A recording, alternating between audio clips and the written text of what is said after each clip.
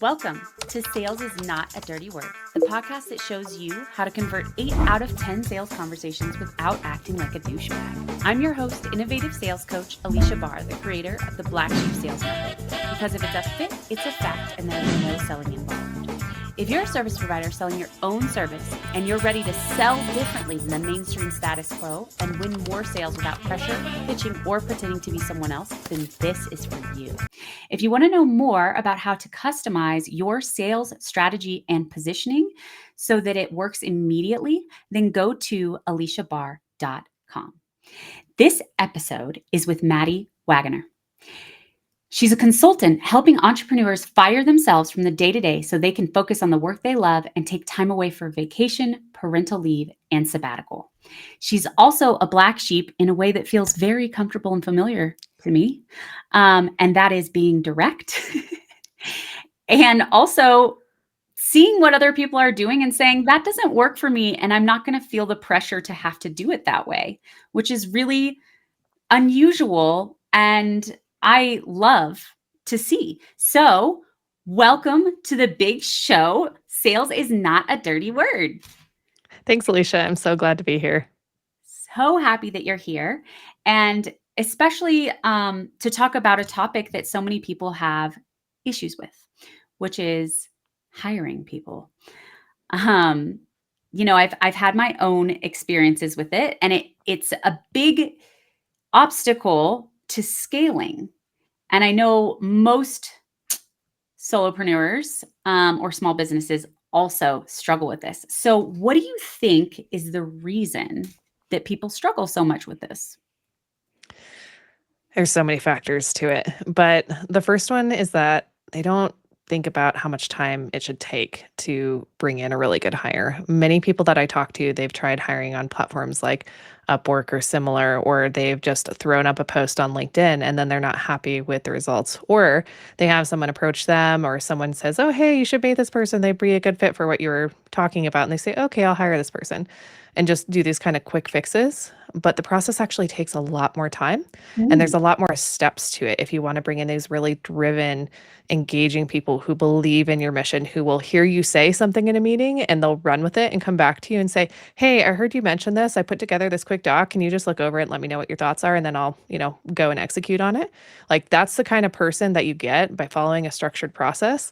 You rarely get those kind of people if you just kind of pick them up off of LinkedIn or through a friend. Yeah. So I see this sometimes when hiring salespeople too. They're like, all salespeople are created equal, and they are not. You shouldn't just hire the first person that comes along.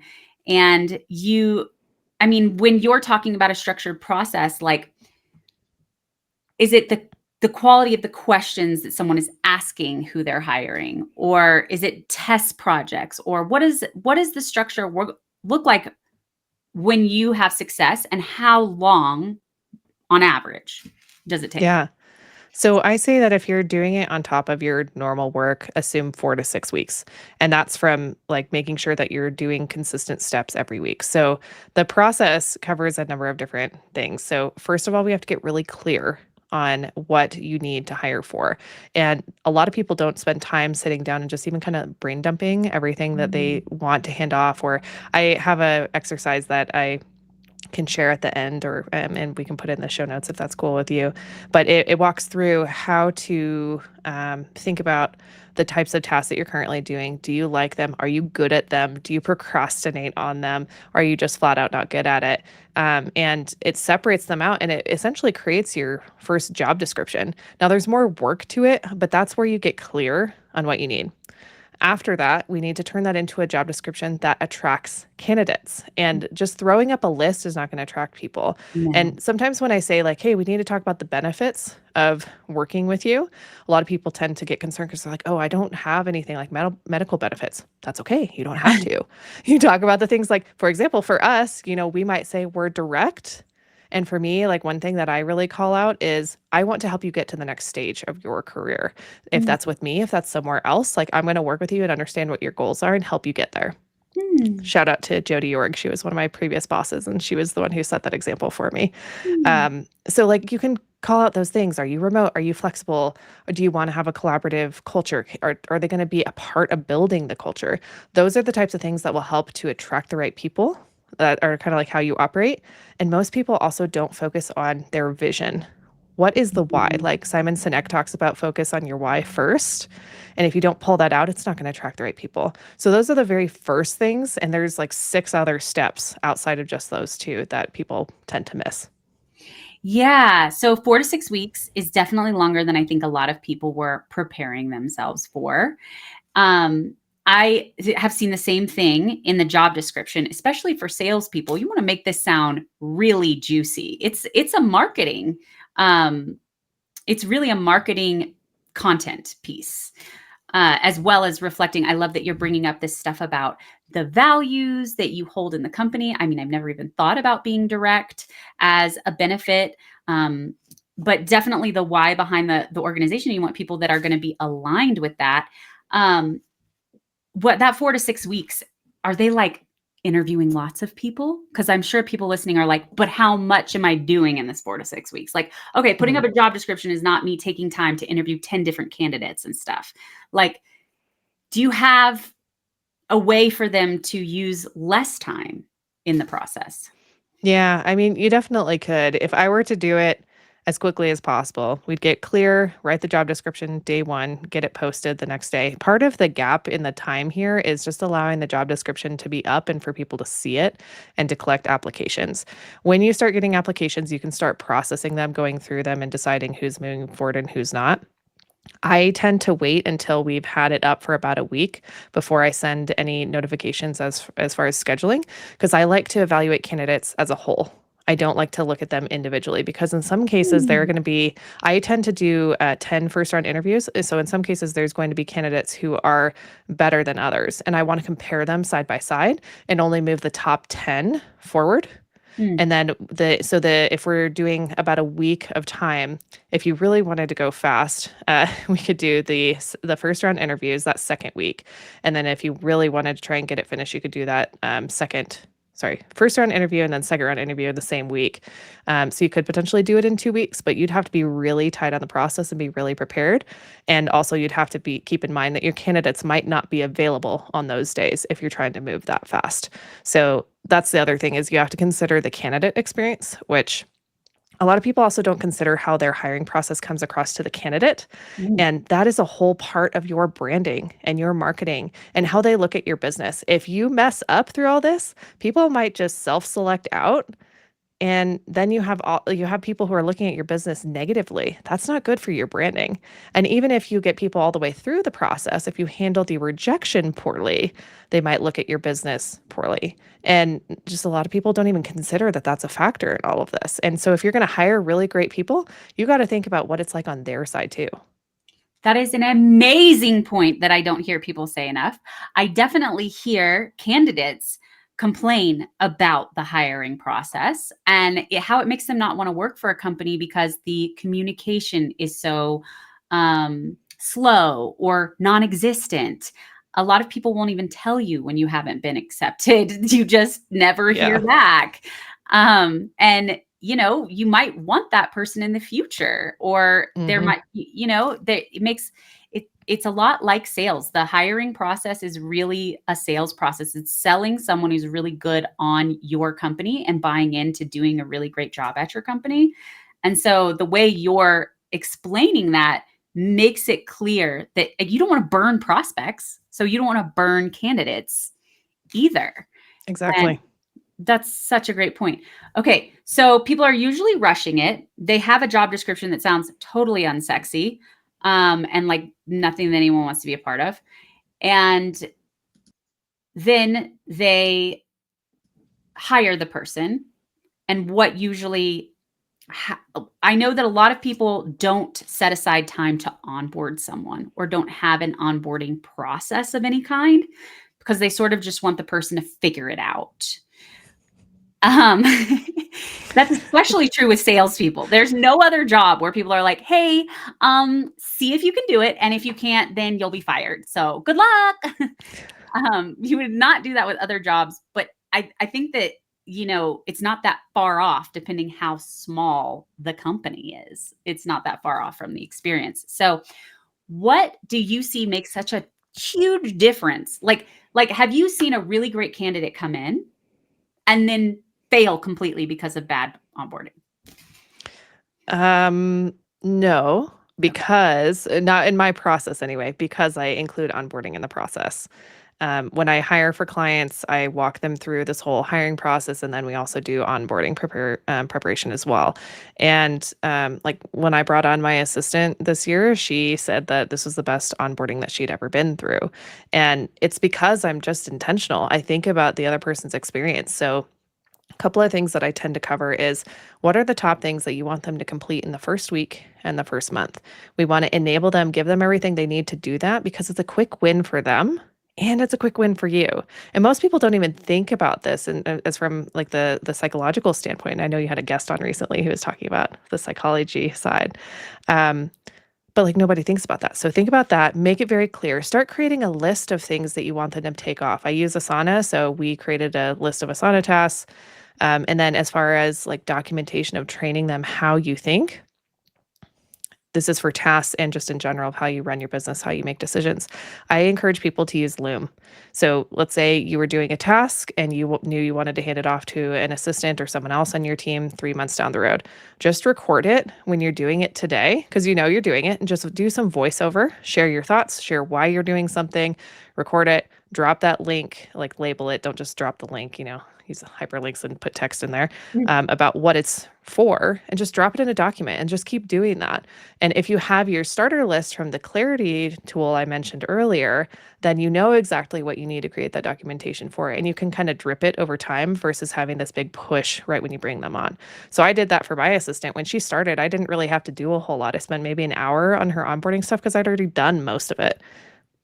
That's what I encourage most people to do because a lot of, like we were talking about this before, a lot of founders want work to be taken off their plate. And so what we do with the Loom videos is we're not trying to write everything out. It's not documentation, it's not SOPs. We're giving that to the new hire. One, because they get the repetition of going through the material. And when they create it, they're more likely to retain it. They might go and create screenshots for themselves as they go step by step through it. And then they have ownership over it, which is a great thing for us to give new hires. So there's a couple of things on onboarding that a lot of people just don't even think about doing. Well, you bring up some really great points that I want to highlight, like this whole idea of winning and ownership. Because when you hire people, they are more motivated when they feel like they're doing a good job. Yep. So anytime you can make it easier for them to do a good job and then to give that feedback to them, it's going to make them want to work even harder and feel good, at least for the right candidate. Although I think that most people would be motivated by like, oh my God, I'm doing a good job. I want to keep doing a good job. So I think it's really cool that you're thinking about how to include those opportunities because they naturally create momentum and motivation, intrinsic, which is what we want, instead of like the boss having to motivate for them. They're intrinsically motivated. So like we talked a little bit before about how there just seems to be this issue with a lot of people that they're just very mediocre. They're not excited about the work they're doing. They don't really want to do it. They just want to get paid. And that's what a lot of owners are experiencing, that not like this mindset that you're talking about where I heard you say this, let me create a doc here, review it. Instead, it's this kind of like, oh, well, I couldn't do it because I didn't have this thing. And being able to say like, I just couldn't because I didn't have what I needed and they didn't resource anything to try and figure it out. And their only form of resourcing is asking you what to do instead of thinking for themselves. So like what questions do you ask to make sure that the candidate is more the person who's going to be resourceful? Yeah, great question. Let me back up for just a second. And when I talk about applications, first round interview and second round interview, there's three pieces there. I essentially look at that as like three pieces of a pie or three pieces of the whole picture of this candidate. You might also do projects or additional interviews depending on how large your team is, the type of role, et cetera. But in general, that's the minimum that I recommend, especially for small businesses. So when we're asking these different questions, we want to ask different layers as we go. So the first set of questions that's on the application should be to make sure that they have kind of the bare minimum of things that we need for the role. So it might be certain skill sets, certain tools. Tools I'm a little less worried about, especially for specific tools. If they know one CRM, they can figure out another. Or if they're smart and they're driven, I don't really care that much about the tools because they can figure it out. So I always ask questions around, tell me a time of when you saw something that needed to be addressed and how you handled it, because it's an open-ended question and I'm curious where it's going to take them, what it prompts for them. And I like to use past tense. Like, tell me a story about what you've done, especially with AI. A lot of people use AI to give those answers. And so if they do, because a lot of times it's easy for me to tell because, they haven't trained it to their voice necessarily. If it makes something up and I ask that in the interview and everything seems really off, then I know that that's not actually, not actually something that they've done. So use past tense questions about things that they've already done and ask about how did you handle this, and ask about conflict and how they handled it. Those kinds of things will start to pull out the type of person that they are, as well as you'll ask these other questions around the skill sets and the work that they've done. Oh, that is so interesting that AI is presenting that. I mean, I have a couple of clients who are like career coaches and interview strategists. So they did mention that there's an over reliance on AI for the answers, but that's so scary for business owners because you can interview really well and be totally different in the job. And it's just really honestly kind of short-sighted of the candidate because we're going to figure it out sooner or later. So it's not going to last forever in this job. But I mean, being able to ask a story in the application and then bringing it up in the interview seems like a really kind of like foolproof way to make sure it was not AI. Because I just look for that M dash. Well, the problem with the M dash is, I follow a ton of content creators and writers on, specifically writers, copywriters on LinkedIn, and they're always talking about the M dash was around before AI, and I love the M dash, and so I personally also tend to minimize the use of M dash because I'm not trained in the same way they are, but it can be an indicator that it's AI written content, and there's also a way of how it flows. And also, I think candidates don't think about how many applications I'm typically looking at. If I see the same kind of format over and over, I can typically pick up on what's AI and what's not. Because when I post for clients, I post in Facebook groups, on Reddit threads. Sometimes I'll do paid job boards, but those are there's a lot of other companies, and for small businesses, they're not as likely to get eyes. So I tend to go for these smaller places where these people live. And we'll get oftentimes hundreds of applications. And so if I see the same kind of answer over and over again, it's like, people don't think about AI as pulling from multiple places. Other people could be doing the same thing.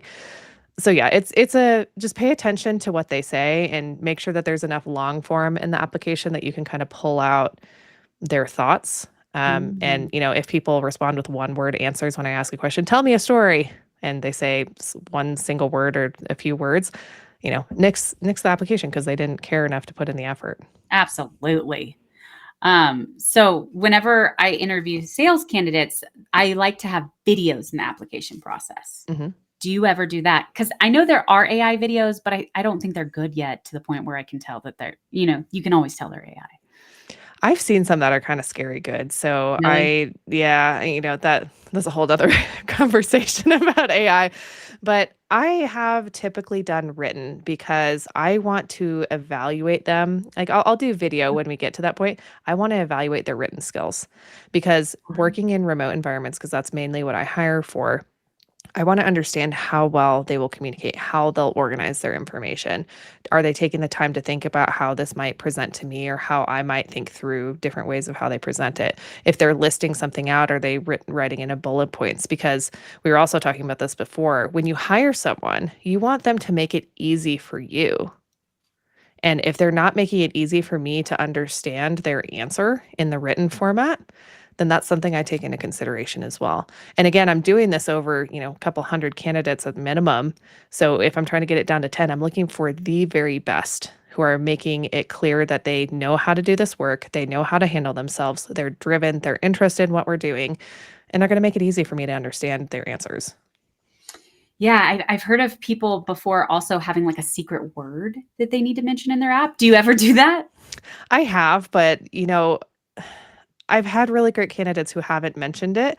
And I got one on an interview recently, and she got on and she said the word first thing on there. She said, I saw it. I totally forgot. I clicked the submit button and then I went, oh, shoot. I was so focused on my answers. So, I didn't nix her for that because she was very thoughtful in her responses. But, Yeah. sometimes it can be a helpful tool, but I like to look at the thoughtfulness of the answers. Okay. Okay, cool.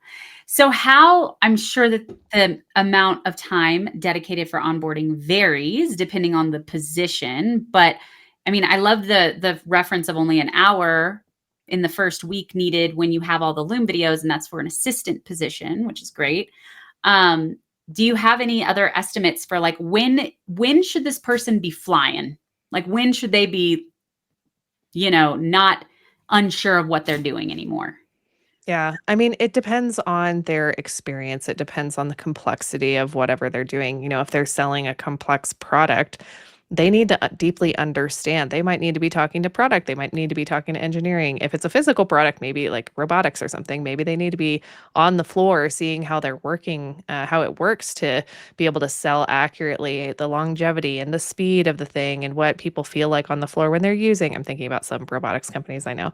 Um, so it kind of depends. Working remotely, if you're selling a simple, like I'm thinking sales because, I've been thinking about sales a lot recently. We were talking about it earlier. Yeah.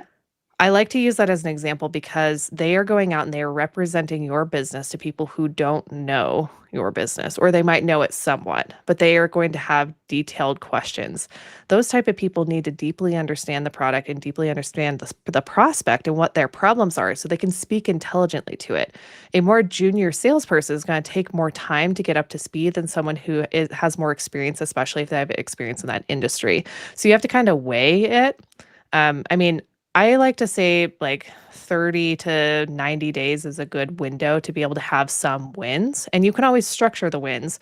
You can have them tag alongside someone else to do something. But if they're forward facing, like I'm more cautious about how are they going to be totally on their own.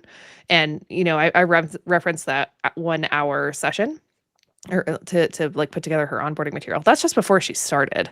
After she started, I made sure I was available. I was checking in with her. I was asking her questions. I'm asking her, what kinds of things are you seeing that are gaps? Or you're new to the company. You have what I call fresh eyes. So what kinds of things are you seeing that aren't working well for us? So I spend a lot of time with these people and I encourage this for my clients too, to make sure that their questions are answered. And this is the beginning of our journey together. And I want to set the example that I am here to support you because you're here to support me. And if I'm blocking you for some reason, I want us to have an open conversation about that. And that sets the tone for the rest of our working relationship together. And if we don't do that at the beginning, they will keep questions to themselves. And then you'll end up finding out about problems way down the line. So I haven't directly answered your question around the timing, except for that 3 to 6 months, or sorry, 30 to 90 Yeah. days. But again, it depends on the role. And one thing I do say is that I highly recommend to my clients that they have a 30-day check-in where we see how they've been doing in that first 30 days. And we have this conversation around, are we going to move forward or should we stop here? Because I see a lot of people who, when they bring people on, they already have indications of if they're going to succeed or not, or the type of person they are. Because, you said earlier, what if they seem really good on paper in the interviews and then they don't actually perform? This Mhm. is kind of like a safety net. for both sides, that if it's not a fit, we can have an honest conversation at that point rather than dragging it on, then having to do some kind of like PIP or some kind of performance thing when we knew at the beginning that it wasn't going to be a good fit. Or if it's just a conversation of, I'm really struggling here. I don't understand X, Y, and Z because like I didn't get this material. Can we talk about that? That can be happen at that conversation too. Um, a lot of my clients, they're like, oh, I wish I would have had this for like 2 or 3 or 4 of my previous hires because they knew early on that wasn't a fit. Okay. That's a great piece of advice. You've given us so much value here, Madi. I hope that you guys listening feel like you have some clear direction on how to avoid some of the common pitfalls with the questions you can ask, with the way you can structure the job, even the areas you can post it, as well as the 30-day check-in and just the experience overall. So that is a good stopping point for us. And we've reached the end of yet another episode of Sales is Not a Dirty Word. Thanks again to Madi for making an appearance as our guest today. And can you tell everyone how they can find out more about you and how they can work with you? Yeah, absolutely. I have this free resource called the Founders Focus Assessment that will help you get clarity on just what you're struggling with in your business as you as the founder, and then also can be a good starting place for you to figure out what to hire. Even if you're a larger organization, you can give this to your team to help figure that out. So that will be in the show notes. And you can also find me online at buildingremote.co. No M at the end. It's not .com, it's .co, buildingremote.co. And I'm on LinkedIn. I'm pretty active over there as well. Amazing, Madi. Thank you so much. And thank you everyone who's listening. If you found this valuable, please like, share, and subscribe. That stuff really makes a difference. And until next time.